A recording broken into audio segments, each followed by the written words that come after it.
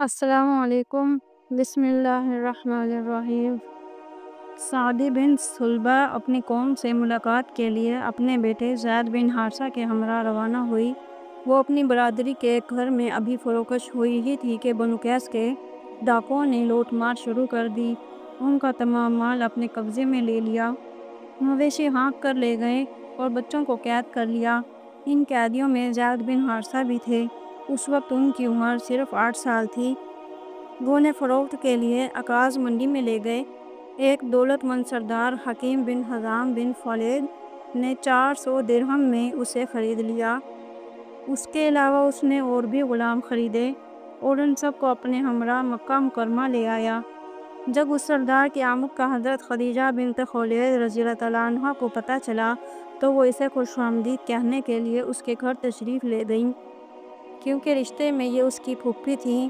حکیم بن حزام نے کہا، پھوپھی جان، میں عکاظ منڈی سے کافی تعداد میں غلام خرید کر لایا ہوں۔ ان میں سے جو غلام آپ کو پسند ہو اسے میں آپ کی خدمت میں بطور تحفہ پیش کر کے خوشی محسوس کروں گا۔ ام المومنین حضرت خدیجہ الکبریٰ رضی اللہ تعالیٰ عنہا نے تمام غلاموں کو دیکھا اور ان میں سے زید بن حارثہ کا انتخاب کیا، کیونکہ ذہانت اور شرافت اس کے چہرے سے ٹپکتی تھی۔ تھوڑے ہی عرصے بعد حضرت خدیجہ الکبریٰ رضی اللہ تعالیٰ عنہا شمس الضحیٰ، بدر الدجیٰ، خیر الوریٰ حضور نبی کریم صلی اللہ علیہ وآلہ وسلم سے رشتہ ازدواج میں منسلک ہو گئیں۔ اس موقع پر آپ صلی اللہ علیہ وآلہ وسلم کی خدمت اقدس میں حضرت خدیجہ رضی اللہ تعالیٰ عنہا نے تحفہ پیش کرنے کا ارادہ کیا تو انہیں حضرت زید بن حارثہ سے بہتر کوئی چیز نظر نہ آئی۔ چنانچہ حضور نبی کریم صلی اللہ علیہ وآلہ وسلم کی خدمت اقدس میں حضرت زید بن حارثہ رضی اللہ تعالیٰ عنہ کو بطور تحفہ پیش کیا۔ اس طرح یہ خوش نصیب غلام کا آقائے دو جہان حضرت محمد صلی اللہ علیہ وآلہ وسلم کے اعلیٰ وار و رفع اس کی غمزدہ ماں کو پل بھر کے لیے چین نہ آ رہا تھا۔ وہ اس کی گمشدگی کے غم میں رو رو کر بحال ہو چکی تھی۔ کبھی آنسو خشک نہ ہوتے۔ اپنے لاڈلے بیٹے کی محبت کا شعلہ جوالا دل پر مسلسل دہقتا رہتا۔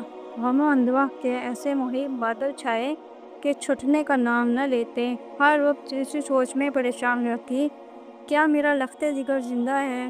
کیا اس کی آمد کا انتظار کروں یا فوت ہو چکا ہے کہ نا امیدی ہو جاؤں؟ باپ نے اپنے لخت جگر کی تلاش میں ملک کا کونا کونا چھان مارا اور کہنے لگا، میرے نور چشم کو زمین نگل گئی یا آسمان اچک کر لے گیا۔ بعض اوقات غم و اندوہ میں میری ابتلا ایسے دلدوز انداز میں شعر کہنے لگتا ہے کہ سننے والوں کا جگر چھلنی ہو جائے۔ بطور مثال چند اشعار کا ترجمہ ملاحظہ ہو۔ میں اپنے خط لخت جگر کی گمشدگی پر آنسو بہاتا ہوں۔ مجھے علم نہیں کہ اس پر کیا گزری، کیا وہ زندہ ہے، کیا اس کی آمد کا انتظار کروں یا موت کے بے رحم پنجے نے اسے اپنی گرفت میں لے لیا۔ باخدا میں نہیں جانتا میرے بیٹے تجھے کیا ہوا۔ میں تو ہر راہی سے پوچھتا ہوں، تجھے نرم زمین نے اپنے دامن میں چھپا لیا یا بلند و بالا پہاڑ نے آفتاب اپنے طلوع کے وقت بیٹے کی یاد دلاتا ہے اور غروب کے وقت پھر اس کی یاد تازہ کر دیتا ہے۔ میں روئے زمین پر تیری تلاش میں اونٹ پر سوار سرگرداں پھر رہا ہوں اور میں اس سرگردانی سے نہیں اکتاؤں گا۔ بیٹے، زندگی بھر تیری تلاش جاری رکھوں گا جہاں تک کہ مجھے موت آ جائے۔ بالآخر ہر شخص کو فنا ہونا ہے، اگرچہ امیدیں اسے دھوکے میں مبتلا رکھیں۔ ایک سال حج کے موقع پر حضرت زید بن حارثہ رضی اللہ تعالیٰ عنہ کے خاندان کے چند افراد مکہ مکرمہ میں آئے۔ وہ لوگ بیت اللہ کا طواف کر رہے تھے کہ اچانک ان کی نظر حضرت زید بن حارثہ رضی اللہ تعالیٰ عنہ پر پڑی۔ انہوں نے اسے پہچان لیا اور زید رضی اللہ تعالیٰ عنہ نے بھی انہیں پہچان لیا۔ آپس میں ایک دوسرے کے حالات معلوم کیے۔ جب وہ حج سے فارغ ہوئے اور اپنے وطن واپس لوٹے تو ان کے باپ حارثہ کو اطلاع دی کہ تیرا بیٹا زندہ سلامت ہے اور وہ اس وقت مکہ میں ہے۔ ہم نے خود اسے دیکھا ہے، اس سے باتیں کی اور اس کے حالات معلوم کیے ہیں۔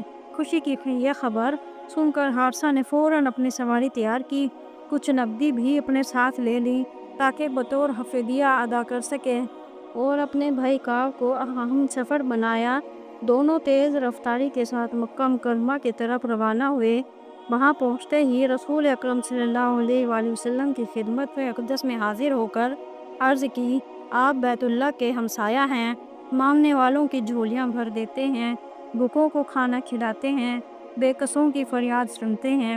ہم آپ کی خدمت اقدس میں اپنے بیٹے کے لیے حاضر ہوئے ہیں۔ ہم نور چشم کو حاصل کرنے کی غرض سے بہت سا مال بھی لائے ہیں۔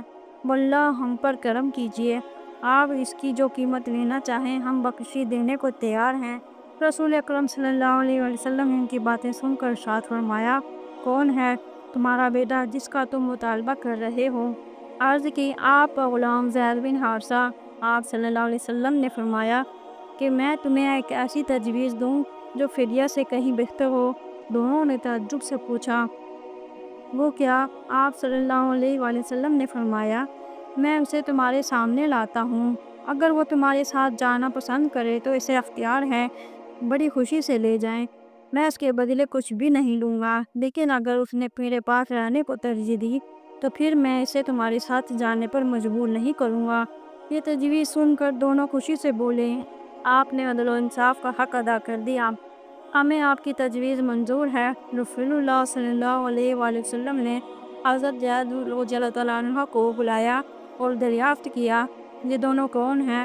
عرض کی، یہ میرا باپ حارث بن شرجیل ہے اور یہ میرا چچا کعب ہے۔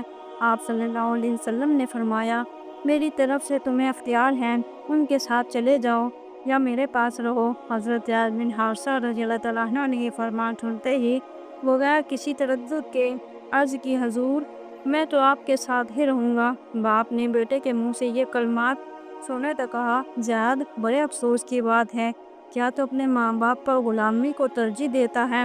زید نے کہا، ابا جان، میں یہاں حضور صلی اللہ علیہ وسلم کے جن اوصاف کا حمیدہ کا مشاہدہ کیا ہے اور جس طرح آپ مشفقانہ انداز میں میرے ساتھ پیش آتی ہیں، میں ان سے بہت زیادہ متاثر ہوا ہوں، لہٰذا میں انہیں چھوڑ کر کہیں نہیں جا سکتا۔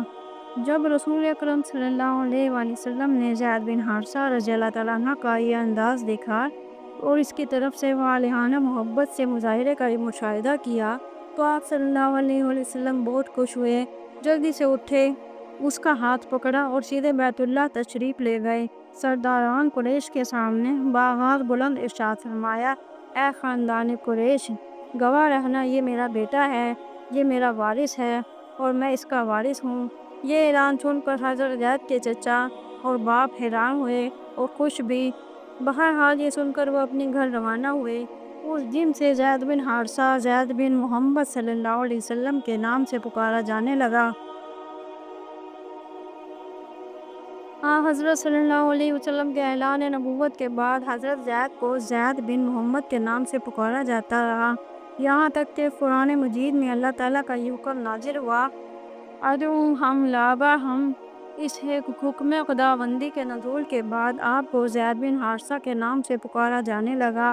حضرت زید بن حارثہ رضی اللہ عنہ نے جس وقت رسول اکرم صلی اللہ علیہ وسلم کو اپنے ماں باپ پر ترجیح دی تھی، اس وقت انہیں یہ علم نہ تھا کہ انہوں نے کون سی غنیمت حاصل کی ہے، وہ یہ بھی نہ جانتے تھے کہ حضرت صلی اللہ علیہ وسلم بلند مرتبہ پر فائز ہونے والے ہیں، یا آپ کے سر پر نبوت کا تاج رکھا جائے گا اور آپ کو پوری دنیا کی رہنمائی کے لیے رسول بنا کر بھیجا جائے گا۔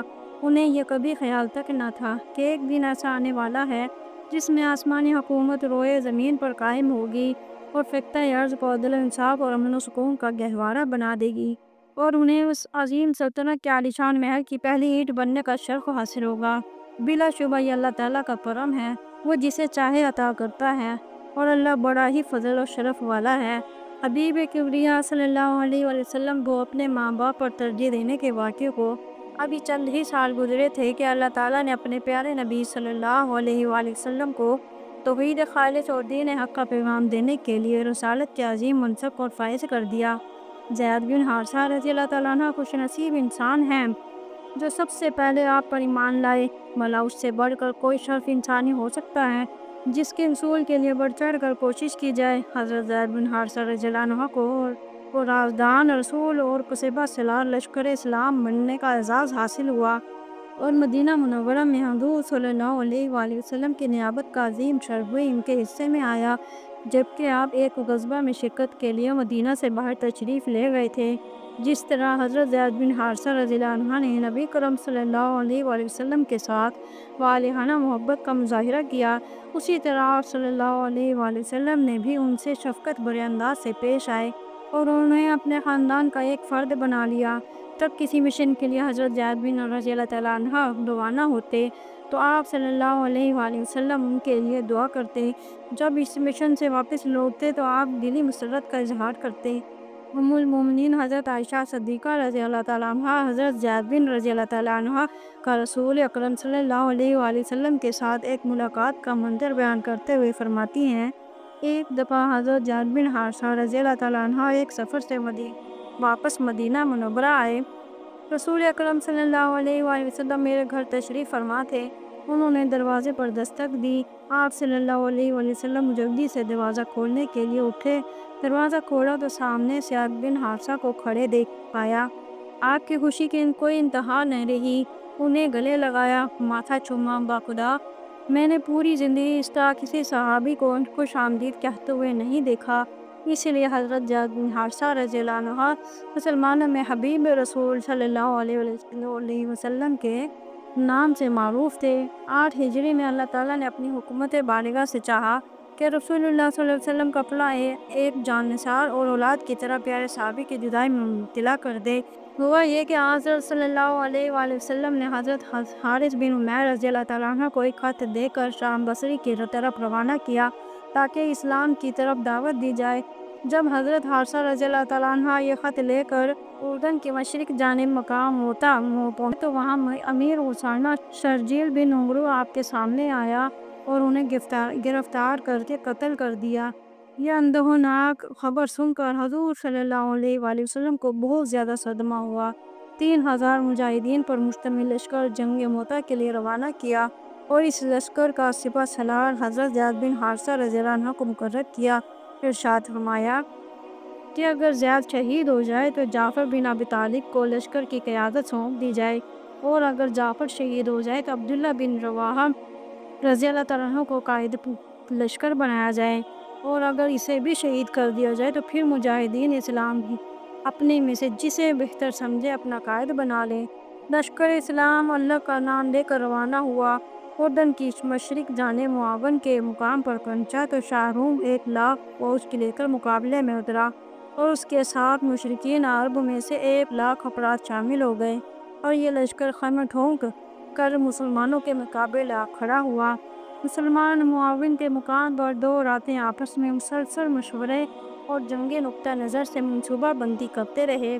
ایک مجاہد نے رائے دی کہ ہمیں دشمن کی تعداد کے متعلق رسول اکرم صلی اللہ علیہ وسلم کو بذریعہ خط اطلاع دینی چاہیے اور آپ کے حکم کا انتظار کرنا چاہیے۔ دوسرے نے کہا، خدا کی قسم، نہ تو ہم تعداد کے بل بوتے پر لڑتے ہیں اور نہ ہی قوت کی بنیاد پر، ہم تو صرف دین متین کی حفاظت کے لیے برسرِ پیکار ہیں۔ میرے ساتھیوں، جو مقصد لے کر میدان جہاد کی طرف روانہ ہوئے ہو، ہمیشہ اسی کی طرف پیش نظر رکھو۔ اللہ تعالیٰ نے 2 انعامات میں سے ایک کی تمہیں ضمانت دی ہے، یا فتح نصیب ہوگی یا پھر جام شہادت نوش کرو گے۔ مقام موتا پر دونوں فوجیں بالمقابل آئیں۔ لشکر اسلام صرف 3000 افراد پر مشتمل تھا، لیکن دشمن کی فوج 2 لاکھ پر مشتمل تھی۔ اس جنگ میں مسلمان ایسی بے جگری سے لڑے کہ رومی فوج کے چھکے چھڑا دیے، دشمنوں کے دلوں پر لشکر اسلام کی دھاک بٹھا دی۔ رسول اکرم صلی اللہ علیہ وسلم کے عطا کردہ جھنڈے کی حفاظت کے لیے سپہ سالار حضرت زید بن حارثہ نے ایسی جوان مردی کے ساتھ جنگ لڑی کہ جنگی کارناموں کی تاریخ میں اس کی مثال نہیں ملتی۔ بالآخر دشمن کے نیزوں نے آپ کے جسم کو چھلنی کر دیا اور آپ شہید ہو گئے۔ ان کے بعد جھنڈا حضرت جعفر بن ابی طالب رضی اللہ تعالیٰ عنہ نے تھام لیا اور اس کی حفاظت کے لیے بڑی جان فشانی سے دشمن کے مقابلے میں نبرد آزما رہے، یہاں تک کہ جام شہادت نوش کیا۔ ان کے شہید ہو جانے کے بعد حضرت عبداللہ بن رواحہ رضی اللہ تعالیٰ عنہ نے آگے بڑھ کر جھنڈا تھام لیا اور ایسی بہادری سے دشمن کا مقابلہ کیا کہ دیکھنے والے حیران رہ گئے۔ حضرت ابو طلحہ بن عبید اللہ رضی اللہ تعالیٰ عنہ فرماتے ہیں کہ میں اپنی زمین کی دیکھ بھال کے لیے غابہ جا رہا تھا تو راستے میں رات ہو گئی، اس لیے میں حضرت عبداللہ بن عمرو بن حرام رضی اللہ تعالیٰ عنہ کی قبر کے پاس ٹہر گیا۔ جب کچھ رات گزر گئی تو میں نے ان کی قبر میں سے تلاوت کی اتنی بہترین آواز سنی کہ اس سے پہلے اتنی اچھی قرات میں نے کبھی بھی نہیں سنی تھی۔ جب میں مدینہ منورہ واپس لوٹ کر آیا اور میں نے حضور اقدس صلی اللہ علیہ وسلم سے اس کا تذکرہ کیا تو آپ صلی اللہ علیہ وسلم نے فرمایا کہ کیا اے ابو طلحہ تم کو یہ معلوم نہیں کہ خدا نے ان شہیدوں کی ارواح کو قبض کر کے زبر جد اور یاقوت کی قندیلوں میں رکھا ہے اور ان قندیلوں کو جنت کے باغوں میں آویزاں فرما دیا ہے۔ جب رات ہوتی ہے تو یہ روحیں قندیلوں سے نکال کر ان کے جسموں میں ڈال دی جاتی ہیں، پھر صبح کو وہ اپنی جگہوں پر واپس لائی جاتی ہیں، لیکن بالآخر لڑتے لڑتے اللہ کو پیارے ہو گئی۔ ان کے بعد حضرت خالد بن ولید رضی اللہ عنہ کو سپہ سالار منتخب کیا گیا۔ ابھی آپ نئے حلقہ بگوش اسلام لائے تھے، لیکن آپ نے اپنے تجربات کی بنا پر ایسی جنگی تدبیر اختیار کی کہ لشکر اسلام کو ہزیمت سے بچا لیا۔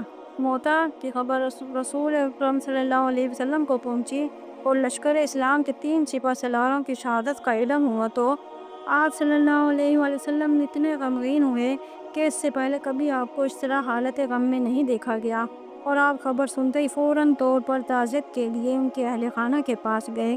جب آپ حضرت زید بن حارثہ رضی اللہ عنہ کے گھر پہنچے تو ان کی چھوٹی بیٹی آپ سے چمٹ کر زاروں کے طرح رونے لگی۔ حضرت صلی اللہ علیہ وسلم بھی آپ دیدہ ہو گئے۔ یہ منظر دیکھ کر حضرت سعد بن عبادہ رضی اللہ عنہ نے پوچھا، یا رسول اللہ صلی اللہ علیہ وسلم کیا آپ بھی رو رہے ہیں؟ آپ صلی اللہ علیہ وسلم نے ارشاد فرمایا، یہ ایک حبیب کا اپنے حبیب کے غم میں رونا ہے، اللہ ان سے راضی اور یہ اپنے اللہ سے راضی۔ قرآن پاک میں ارشاد الہی ہے، یہ وہ عظیم کتاب ہے جس میں کسی شک کی گنجائش نہیں، یہ پرہیزگاروں کے لیے ہدایت ہے جو غیب پر ایمان لاتے ہیں اور نماز قائم کرتے ہیں اور جو کچھ ہم نے عطا کیا اس میں سے ہماری راہ میں خرچ کرتے ہیں، اور وہ لوگ جو آپ کی طرف نازل کیا گیا جو آپ سے پہلے نازل کیا گیا اور وہ آخرت پر بھی کامل یقین رکھتے ہیں۔ اللہ تعالیٰ ہمیں دین کی مکمل سمجھ عطا فرمائے۔ ویڈیو پر لائک، سبسکرائب اور شیئر کریں۔ کامنٹ باکس میں ایک اللہ کا نام ضرور لکھیں۔ ملتے ہیں اگلی ویڈیو میں، تب تک کے لیے اللہ حافظ۔